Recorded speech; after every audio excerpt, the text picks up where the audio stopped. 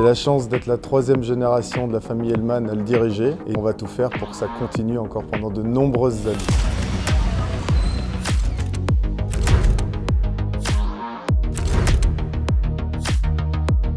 Le Grand Rex est devenu la plus grande salle au monde, qui n'était pas du tout à l'origine. On a fait cette étude avec la Fédération des cinémas et il y avait 71 salles plus grandes que le Rex depuis la création du cinéma.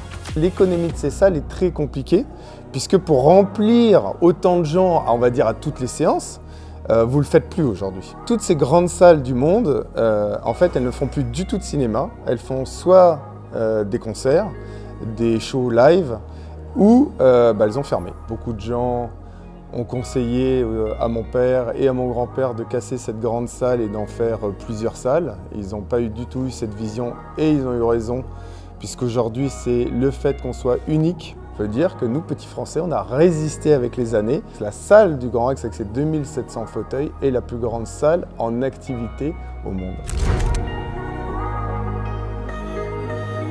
Le Grand Rex, c'est un bâtiment qui est hors norme et qui a attiré le tout Paris dès le premier jour. Maintenant, ce qui est plus compliqué, c'est qu'il le reste dans le temps. Il y a eu des moments où c'était très difficile, la fréquentation du cinéma a baissé. Le fait d'avoir une capacité aussi énorme de plus de 2700 places, c'est compliqué, puisqu'aujourd'hui, vous avez tous ces multiplexes qui ont plus de 20 salles et vous allez au cinéma et vous pouvez avoir une séance toutes les 30 minutes parce qu'ils vous mettent le prochain James Bond sur 4 salles et vous n'avez qu'une salle. Donc comment faire pour que ça soit attrayant? Il faut toujours trouver quelque chose, votre ADN qui fait que votre clientèle est fidèle à votre lieu.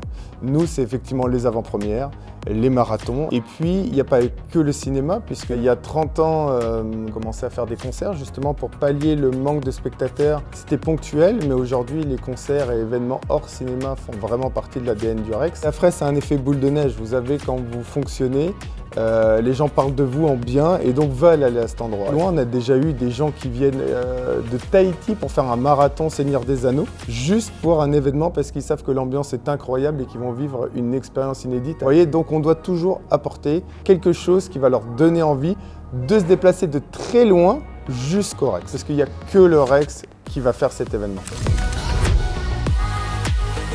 On a reçu toutes les stars de ce monde et c'est merveilleux. Vous avez eu très récemment Denis Villeneuve, le réalisateur de Dune, qui est venu parce qu'il y avait l'avant-première. Il n'était jamais venu au Grand Rex. Il a été tellement émerveillé, non seulement par la salle et la qualité du son, qu'il est resté pendant la projection pour voir son film alors que c'était pas du tout prévu ça. Et puis une autre, c'était le dernier Harry Potter, l'avant-première mondiale au POBC de Bercy. Nous, on avait fait comme d'habitude le marathon Harry Potter, le seul marathon qu'il y avait eu en France sur 2 jours, parce qu'il y a tellement de films que c'était sur 2 jours. Et personne ne savait que dans nos 2700 spectateurs, en fait, les acteurs qui étaient au POBC Bercy arrivaient ici. Et il y a tellement une ambiance incroyable, ils criaient tellement.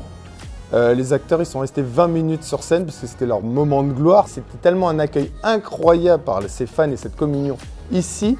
Et à ce moment-là, j'ai vu le directeur justement de la Warner qui a compris que l'endroit pour faire les avant-premières, c'est au Rex.